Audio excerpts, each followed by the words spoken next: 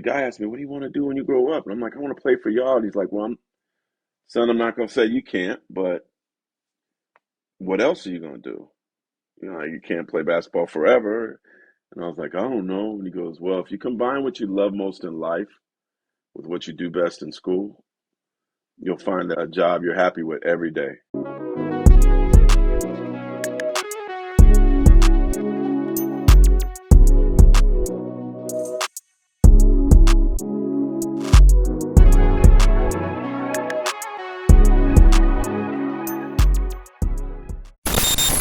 Welcome to Rise and Grind. I'm your host, Thurl Bailey, and today we have a special guest who's made a significant impact in the world of sports journalism. Joining us is Marc Spears, the senior NBA sports writer for Anscape, ESPN's Black-led media platform, and a seasoned expert in covering the NBA. With over 20 years of experience, Marc has established himself as a trusted voice in sports media, known for his in-depth reporting and his unique storytelling. In 2023, Marc was inducted into the Naismith Basketball Hall of Fame. Yes, sir. Recognizing his outstanding contributions to the sport and journalism.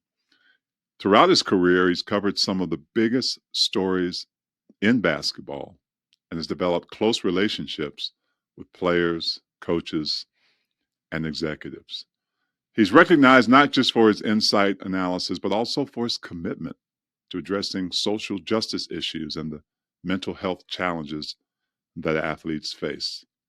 So, in this episode, we're going to dive into Marc's journey as a sports journalist, discuss his impact on sports media, on the sports media culture today. So get ready for an engaging conversation filled with valuable insights and stories that highlight the grind, the grit, the dedication that defines success in sports and journalism. Without further ado, Marc Spears, welcome to the show. My brother, man, how you doing? I'm doing great, man. I wish I was half as good as you. How you doing? I know you're tired. You've been traveling. This is playoff time. Yeah, no, man, you were my favorite people in the league, and you won me some video games when I was a kid, man. I used to use you for 2K. The hook. Oh my God, man! Like when I was in college, and I always used the Jazz, and when Carl and Stockton weren't getting it done, I just give it to Thurl, man. His glasses look good, hook, mid-range Corkscrew jumper, jumper. dunked on somebody, always got me a bucket. And then when I met him, I was like, man, that's my boy from the video game. Incredible person. Utah is blessed to have someone like you in their lives for so long, man. So I appreciate you, Marc. I appreciate you and your friendship, and just great people, man. Thanks for being on, man. I appreciate those words. Yeah, I know it's a busy time for you. As of right now, we're deep into the NBA finals, and I know you're just moving all over the place. As this season kind of comes to, you've seen the evolution of the sport, and so as you're in the thick of it right now, what's probably been the kind of the most surprising thing for you at this point? I don't know if I call it surprises, but I think I call it great to see is when Magic and Bird walked away, Thurl. I know everybody wondered, like, nobody could take that torch. I guess this Michael Jordan guy can, but then Michael takes it. And when Michael was retiring in 2003, I believe it was 2003, it was like, who's going to take the torch here? And so every time you think like that the NBA is doomed because their stars are going away, there's somebody that's going to take the torch. And I'm very confident that when LeBron and Steph and KD walk away, this latest generation of stars walk away. And in the last couple of years, there's been a lot of stars that have retired. But when you see Embiid, when you see SGA, you know, when you see some of these young guys, Donovan Mitchell, uh, it just seems like you guys got a couple guys that I love. I feel like the NBA is going to be in a good place. for a long time coming. And then when we see this draft coming up, y'all gonna get y'all before y'all about to be really good. I feel like this draft is going to add to the what's going to be a great group of young stars going forward. So let's dive into your origins, man. Let's tell the listeners where you're from, uh, what it was like in the Spears household, and then we'll get more into your passion. Um, I was born in St. Louis. I'm probably surprised you. Like people wonder why I'm a Cardinals fan. That's because I was actually born in St. Louis, and my mom she couldn't get into a black nursing school in New Orleans growing up, so she actually moved to St. Louis and went to a historical black nursing school called Homer G. Phillips. Got a nursing degree, met my father. They got married, had me when I was like 3 years old. Respectfully to to St. Louis. We moved to San Jose like at the beginning of the Valley era, right? And she got a job at Stanford Hospital. And it was a blessing to grow up in a city that was just so diverse. Thurl, I was like confused as a kid because I had Mexican kids, Puerto Rican kids, Vietnamese, Thai, Chinese, Korean, black. People were mixed. My best friend growing up was Filipino and black. Like I grew up with so many people from so many different ethnicities that I just thought that was normal. Um, until I went to visit my mom's family in New Orleans and my dad's family in St. Louis, and I was like, only black people around here where we're at.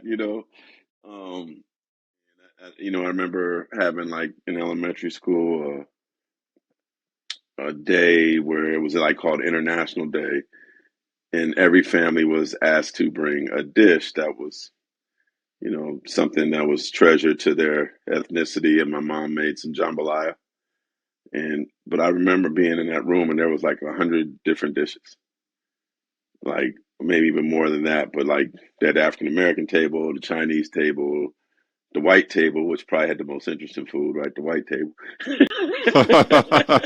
and but It was just a blessing to grow up in that. There was also some challenges. I dealt with a lot of little racism issues growing up. That I could spare you the details on that. But the black community in San Jose was very very close, especially on like I went to an all black church. Um, Juneteenth was always a big deal. Martin Luther King Day was a big deal, and so it was certainly a blessing to grow up in such a diverse place because you know I feel like if the world was built like that, then everybody would have so much more sympathy Amen. for the next human being because you know where they come from, you know what they've went through, and then you realize that they're human just like you, right? Like they're just people just like you. They're just different, and so I considered it a huge blessing to grow up in San Jose, and end up playing high school basketball was pretty good. And listen, I can relate to those racial issues. I grew up in D.C., so Yeah, actually, my mom was going to school to be a nurse. She wanted to be an RN, so that was in the '60s. So yeah, I feel you. yeah. Yeah, tell me about your sports career. My guess is that you know you needed an outlet. Yeah, So where'd that take you? I was a sports fanatic since I was a baby, man. Like my mom actually put me in soccer in the first grade. So I played soccer. I played Little League Baseball. Little League Baseball was amazing to me, man. Thought it was the coolest thing ever. You go there on Saturday, and if you had the 9 a.m. game, I just stick around there all day. And, you get the hot dog and the sunflower seeds and the big league chew and watch all the other teams play. Like, Little League Baseball is great. Like, I recommend that for every kid, man. It was really, really fun. Um, I didn't really start playing basketball to fifth grade. And I just remember like loving soccer, loving baseball. And then one day I was bored at lunch in elementary school and they were playing basketball and asked me to play. I'm like, man, I don't know how to play that game. I don't really like that game. But then I just walked in and started playing. I'm getting all the rebounds because I was tall, man. I'm blocking shots. I'm like, hold on, man, this might be for me. And so I really, really fell in love with basketball in the sixth grade. Played on a school team, and then I ended up going to San Jose State basketball camp when I was in the sixth grade, and then it just blossomed from there. I actually played football for a little bit. Got a concussion when I was in the eighth grade. Hit somebody. I caused my own concussion. Nobody came to help me. Ninth grade, I got speared by my own teammate in practice, and I missed like a third of the basketball season. And I was like, I was done with football. I never played football after mine because I felt I was like, man, I could die playing this sport. Like this don't feel good. You know what I mean? Yeah. It helped me with my physicality in playing basketball, but I ended up breaking my leg in a game, actually basketball game, my sophomore year. I had a stress fracture that wasn't fully healed. Went up to block a shot in the game and it snapped. Wow. And so I've had a lot of knee and leg problems since. But I ended up my senior year at Andrew Hill High School in San Jose. I was all league. I averaged 16 and 15, had a couple 30 plus games, plus a couple 20 plus rebound games. Uh, the sad thing, Thorough, was when I was going into high school, I went to a high school where there wasn't a lot of kids who had parents that had finished college. And my parents both got like their bachelor's degrees. My mom got her bachelor's degrees in her 30s, my dad in his 40s, right? So no one was on my butt about grades and stuff. I when I went into high school, they were talking to us about trades. Do you want to like work on cars? Do you want to go to the service? They weren't talking academics, and I was just like, what do I need to do to be eligible? They're like, you need a 2.0. So I just made sure I had a 2.0. It was one of the worst things I've ever done. And when I finished at going into my senior year at Andrew Hill High School, Columbia wanted me to play there. Ivy League school. I knew I wanted to be a sports writer. They had one of the best journalisms if schools, if not the best journalism school in the country. Then they saw my GPA and they said, Mark, Nope. thanks, but no thanks. You can't come here. And that's when I woke up and started taking my academics much more seriously. And I ended up playing junior college basketball at Foothill College. Played there for 2 years. Was supposed to sign with Tuskegee Institute. Coach got fired right before I signed, so I ended up going to the University of District of Columbia. Started there. The academics there weren't to my liking. Now I'm like a big time student who wants to be a sports writer, and then transferred from there to San Jose State, where I registered for a year, and I wrote a story in a school paper. I had registered a year before I played. Wrote a story in a school paper about the lack of black uh, coaches in college basketball, and how, and I think you remember this, Nolan Richardson, John Thompson, and John Chaney wanted to sit out a game. And I wrote in my story that all black basketball players should sit out a game to protest this. And the coach at San Jose State at the time, he was upset that I wrote that. Had one of the assistant coaches challenge me on that. He didn't challenge me himself, but he challenged me on that. And I just told him I'll do everything you guys ask me to do, but I'm not going to compromise what I write. And ultimately, they figured out a way to get me off the team. I had a knee injury that probably was going to take me to December to be ready, but I was going to be ready. And he kind of used that to figure out a way to get rid of me because he wasn't happy with what I wrote. So, I mean, obviously that takes courage on your part, especially during that time. Yeah. You did mention you knew you wanted to be a sports writer. What was it? When did that start, and how did that lead you into that passion Yeah. for being a sports journalist? It's one of the greatest blessings of my life.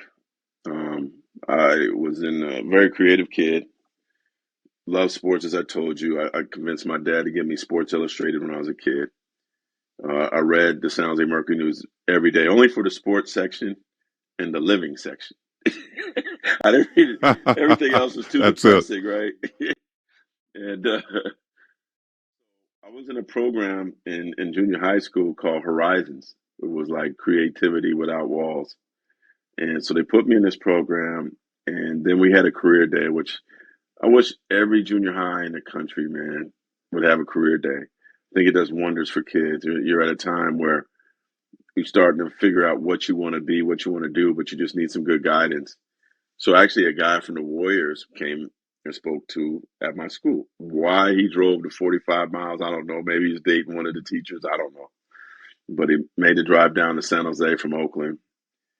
I went and listened to him because I was hoping for some free tickets.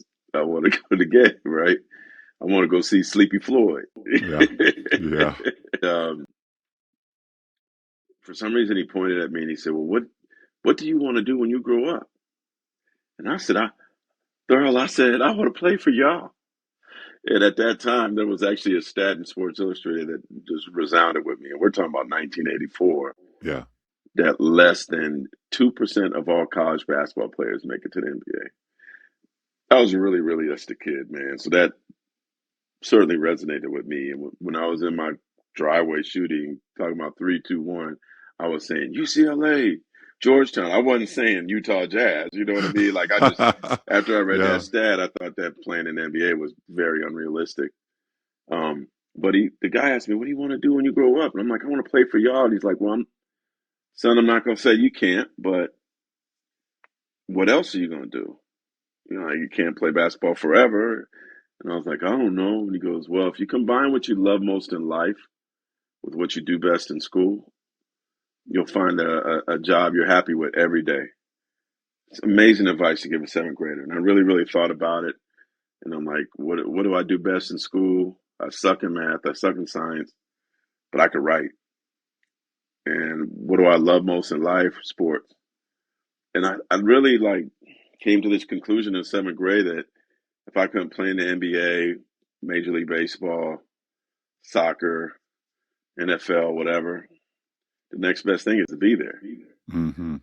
And so I'm like, sports, writing, why not be a sports writer? So my teacher, Miss Thompson, I don't know what happened to this lady. If I would love to take her to dinner. Um, but she's like, everybody needs to write somebody in a field that they're interested. And so I wrote Marc Purdy from the San Jose Mercury News, legendary writer. Imagine him just like he just got this letter and he opened mine and I asked him about, can you please give me some advice about being a sports writer? He gave me a letter back explaining everything to do from seventh grade through college. I Wow. got a cheat code from Marc Purdy in the seventh Wow. grade. And it was like, write on the school paper, write on the school yearbook in the junior high, take the top English classes. I did that. I covered the eighth grade flag football team immediately for the school paper. So Marc J. Spears, my pen name, was a seventh grader's decision. I've been writing on this. I've been writing on a newspaper since seventh grade. And he said, when you go to high school, take the top English classes, take typing classes. I would not have thought to take the typing classes. I took typing 1, 2, and 3. I was a master typist, wrote on the school paper. And then when he said, get to college, um, get his write on the school paper, major journalism, and get as many internships as possible. And I listened to everything. I had 3 internships while I was in college. I was ahead of everybody. Wow.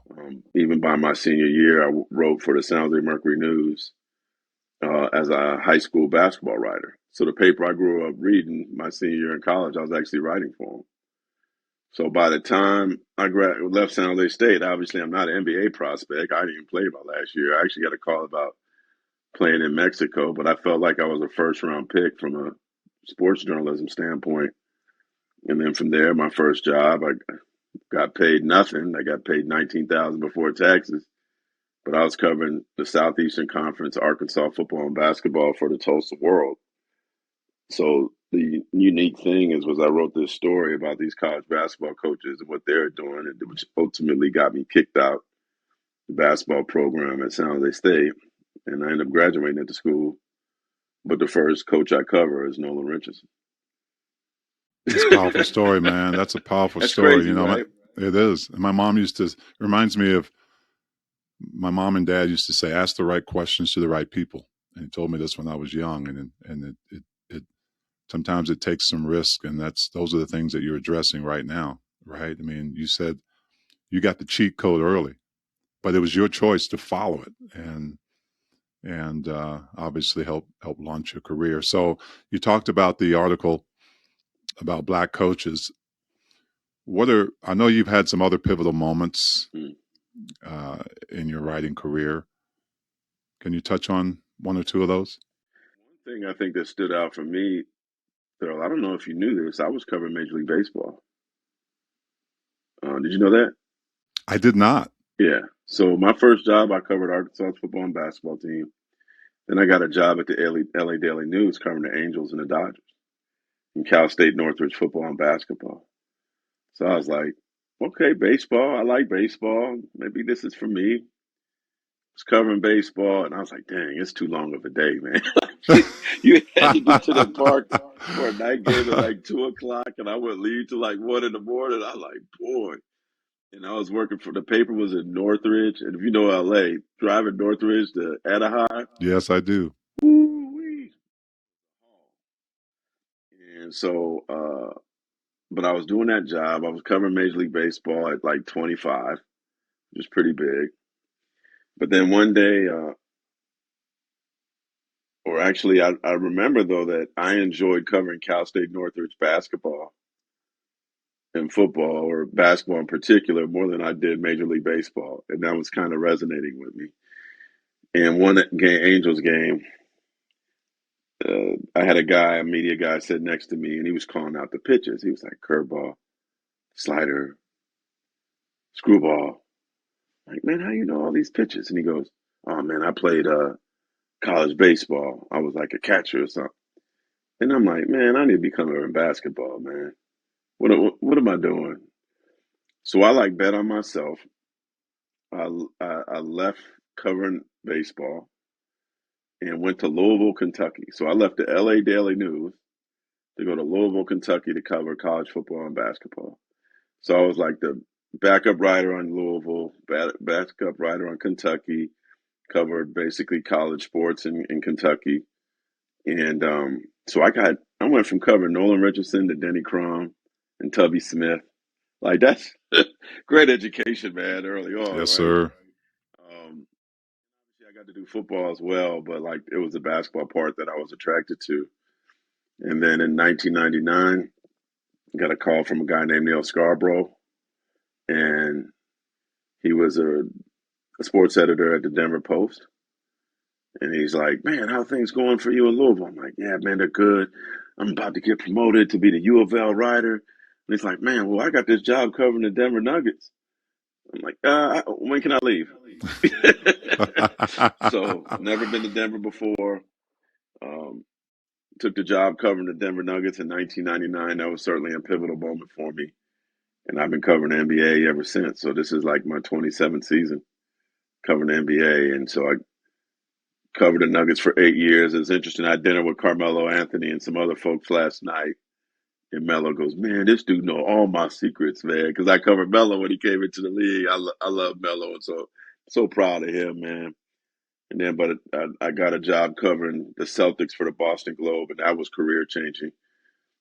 Being in Denver was great, but being in a market where people like all over the world love this team and covered a championship team. I covered KG, Paul, and Ray, Rondo, Perk when they won in '08. Yeah. Still remember when KG blew out his knee in Utah. It was like changed his career dramatically. Then from after covering the Celtics for 2 years, I got a national writing job with Yahoo Sports um, with Adrian Wojnarowski, and they told me I had to move out west. So I moved back home to the Bay, moved to Oakland, and the Warriors just happened to have this rookie named Stephen Curry. So I just coincidentally showed up in the Bay as a national writer when Stephen Curry showed up. One of the greatest human beings I've ever met in my life, one of the greatest players ever, maybe pound for pound, the greatest player ever, if you think about it from a pound to pound standpoint. And then in 2016, I made the leap to ESPN with, then it was called The Undefeated. Now it's called Anscape. And it's certainly the best job I've ever had. And I've been at ESPN now for 10 years. Well, when we come back, we're going to dive a little bit more into some of the relationships that Marc has established during his career. And also, for a lot of you aspiring sports journalists out there, we're going to get some advice from Marc Spears when we come back. Hey guys, time out. You know, you give your best to your work, your family, and your responsibilities. But to keep showing up strong, you've got to stay dialed in. At Game Day Men's Health, the nation's leading men's clinic, they help you get back in the game with a custom game plan built around your labs, your goals, and your performance. Testosterone, peptides, real optimization. Come in today for a free testosterone test and consult. Tell them Big T sent you, and you get 50% off your first year membership. GameDayMen'sHealth.com. Victory starts within. Welcome back, everybody, to Rise and Grind. We're having a great conversation here with Marc Spears, senior NBA sports writer with ESPN. And Marc, you were talking about some of those relationships that you've developed over the years. How do you build that trust and rapport with athletes to get the best stories? Thurl, I think it's kind of being like you, man, like just being a good human being and trustworthy. I have to do my job. Something happens, I have to write it. But ultimately, man, I ain't got no hidden agenda to work. I mean, to write something bad about anybody. I write the truth, what happened. And, a lot of what I write is stories of perseverance and painful things that people go through. But I think when I started covering NBA, the Nuggets were so bad that I oftentimes would get what I need from them and would go into the other locker room and talk to the other players and get to know the other players. And I think one key in being a journalist is you can't be shy. Right. Also, and I learned this from my father, God rest his soul, talk to everybody. He always told me, like, everybody is important. I don't care if they're the CEO. I don't care if they're the person that sweep the floors. You speak to everybody and you treat everybody with respect. And so that's what I did. I always just spoke to everybody and kind of learned that once one player trusted you, he would tell the next player to trust you. And Greg Popovich once gave me the greatest compliments ever, one of the greatest. He said, one thing I like about you, man, is you're fair. The time you write, you're fair. So you start building a reputation of being fair. You start building a reputation of, like, I love storytelling, telling great stories. And then the PR people are like, I'll tell you one thing. I did a story that girl I interviewed you for about what it's like to be black playing for the Utah Jazz, which is one of my favorite stories I've ever written. And I wanted to interview George Hill and Reinhardt, your boy Reinhardt. I don't think he's there no more. I knew him from Denver, and he told George Hill, Marc is a great journalist, good guy. You should trust him because George, George didn't trust a lot of people. And so George, gave me an amazing interview, and we're like, to this day, we're tight. But, like, I'll have veteran players tell people, like, yeah, man, you should let Marc tell your story, or they'll reach out to me. And I built that through trust, through the storytelling that I do, being able to talk about sensitive issues, tell people's deepest stories of triumph. And so I think, every year your level of trust and your nest gets bigger, right? Because with every story, there's one more person that's like, I like what he does. I want him to, I would hope he tells me, that he wants to write my story one day. So a lot of times I get tips on stuff that end up being amazing stories because people feel like for this sensitive story, we want Mark to tell it Yeah. because he'll tell it with the right sensitivity. So I've been blessed with that, but I think it all just started from just being a sponge, talking to people. I had a great mentor named Mike Monroe, who was an NBA writer when I first covered the Denver Nuggets. I don't know if I'm sure you remember Mike. I do remember Um, Mike. so Mike took me under his wing, which was great because I was a young so-called hotshot reporter coming to Denver, and he put his arm around me instead of being jealous of me or trying to work against me. So I always loved Michael Monroe.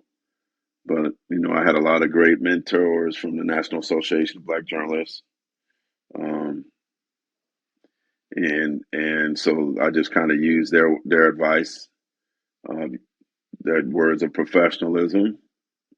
Squeaky wheel gets the oil. Yeah.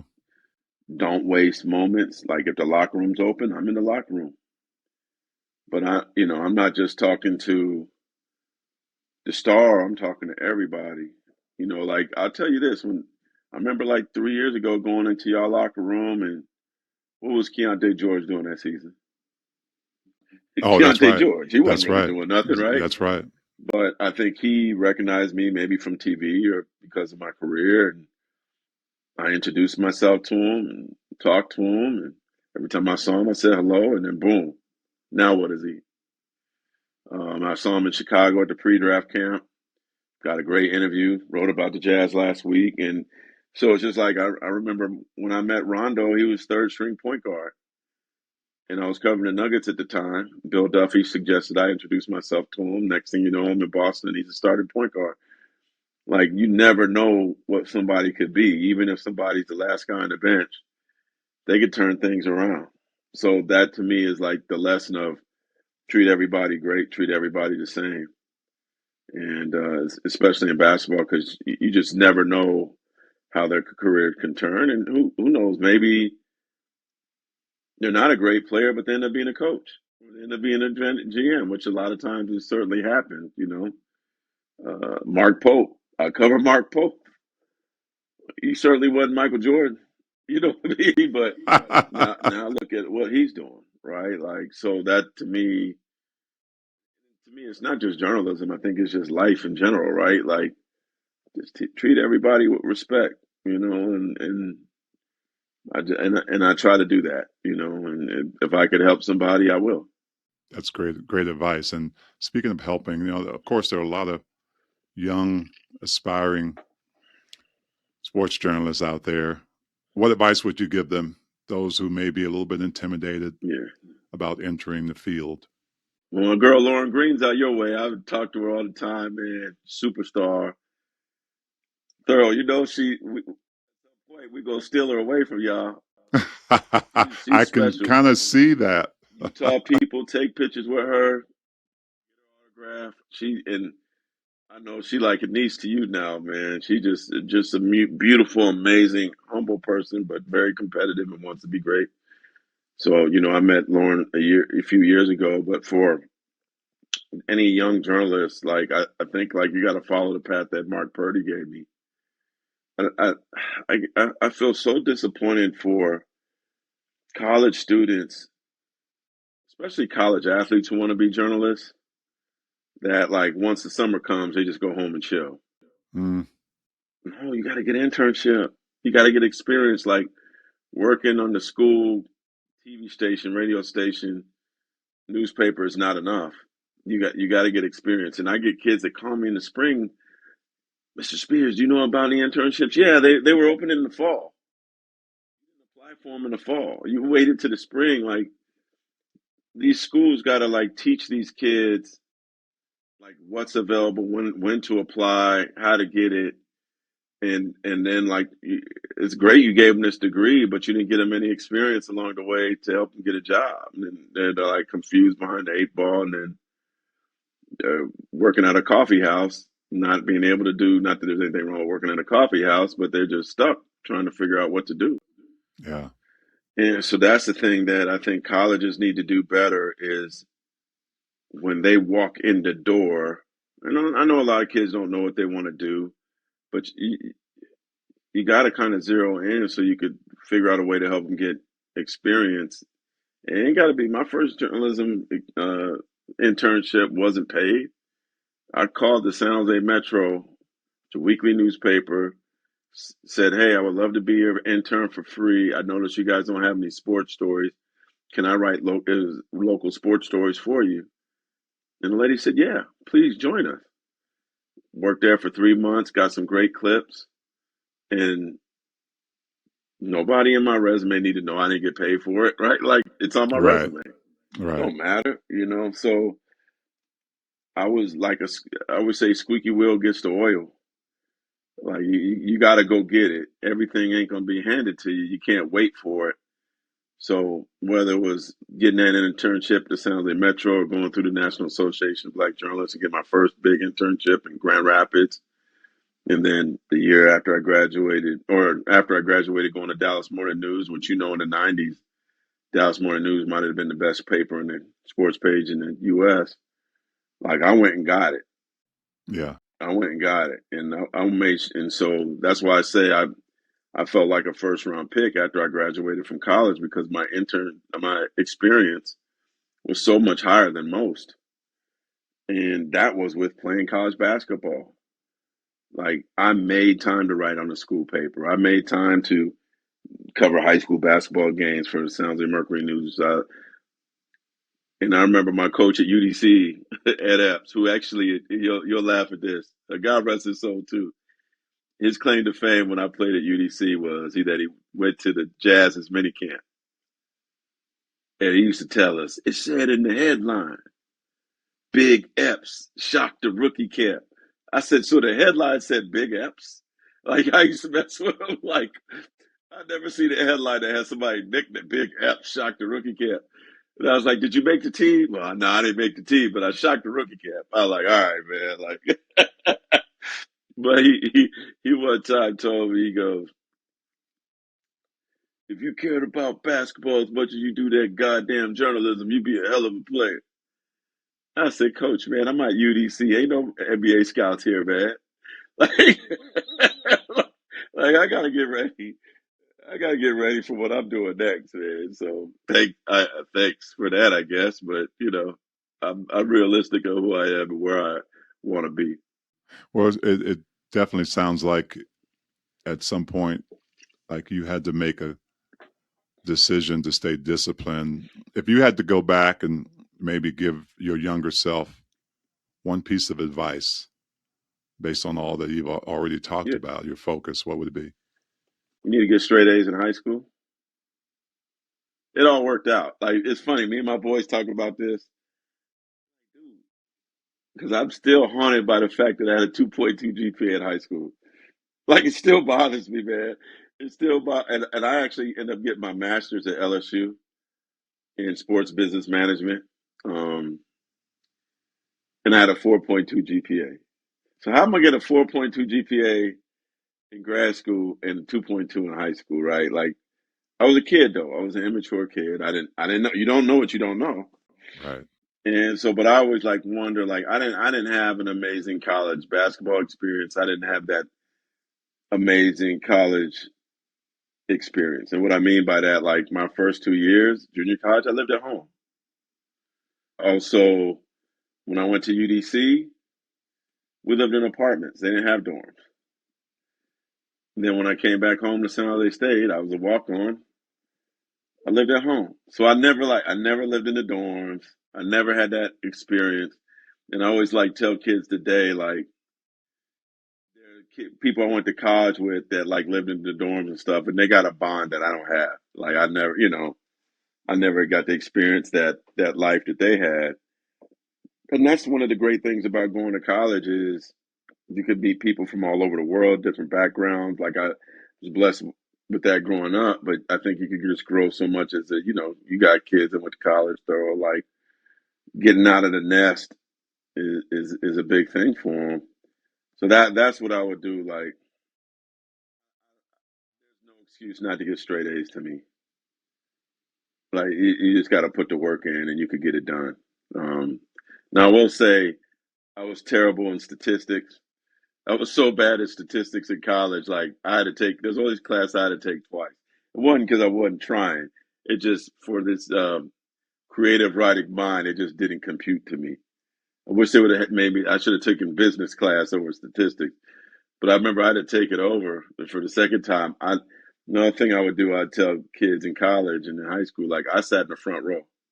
Mm-hmm. And once I got to junior college and college after that, I sat in the front row because if you sit in the front row, then you can't be distracted by anything else going on. And then the teacher knows your name if you sit in the front row. And so me sitting in the front row helped me in the second time I took statistics because the teacher was like, Mark, you're trying. You here every day. You turn it over the homework. It's just not registering you with you. I can't say you didn't put the effort in, man. It just and he gave me he passed me just because I showed up every day and I tried. love. Lastly, my man, Hmm. how you keep grounded? How you keep grounded and motivated? And keep the grind going Yeah, in an industry that's ever evolving. they can get rid of everybody and replace them, man. I don't care how good you are. And I always, appreciate the fact. Though I say this all the time when I hear people complaining about travel and this, that, and the third. I write about basketball for a living. You call basketball games for a living. Just driving. Once you start feeling bad about your job or whatever, just go start driving around town, wherever town you at, and go look at people in peril, Yeah. doing tough jobs, having tough lives. We get paid, thorough, to watch the best basketball players in the world play every night. You got a better seat than me. I still got a good seat. Sometimes.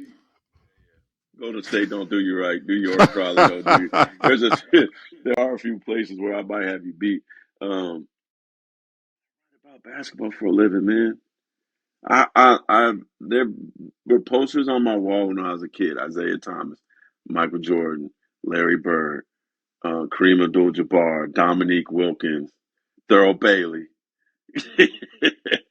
Karl Malone. To me, I saw Isaiah the other day, and he's like, "Oh, Mark gave me a hug, introduced me to his wife. I'd never met his wife, and he used to be on my wall."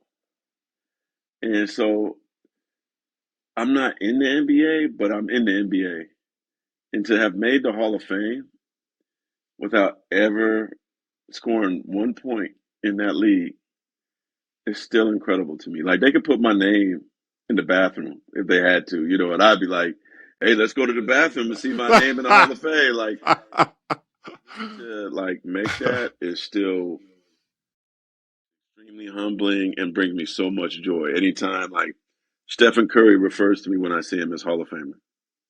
What's up, Hall of Famer? What's up? I mean, like, and it was funny. I was talking to Carmelo Anthony about it yesterday. He was like, "I never get tired of people calling me that." Yeah. You know what I mean? So nothing came easy, but it's been an amazing ride. And I'm certainly blessed. And this game of basketball has taken me all over the world in a way that I never would have gone. Mm. Um, my first NBA game I covered was in Vancouver, and I wish basketball was still there. But it's taken me to Africa, Europe, Latin America. I've probably gone to 40 different countries because of the game of basketball. I'm actually doing something um, in Belize, basketball wise, in July. Like, come on, man. Yeah. So that bouncing ball, man, that guy from the Warriors give me advice. Like, thank you. Like, thank you to like I'm like Kobe. Thank you, basketball. Right? Like, it's been the biggest blessing in my life. And Mark, other thanks. other than the godly blessings, but Yeah. it's been an amazing blessing for me. Well, we've been blessed to have you. Thanks for taking us on this journey. You're going to inspire and help a lot of people listening out there who have those dreams. And maybe it's not sports journalism, maybe it's something else. But I think the Hey, messages that you've sent through your applies to journey, everything. it does. Applies to every It job. does. Thank you, my friend. Love you, Really brother. appreciate you. I love you too. And Thank you, everybody, for joining this episode of Rise and Grind. Keep rising, keep grinding, and we'll talk to you later.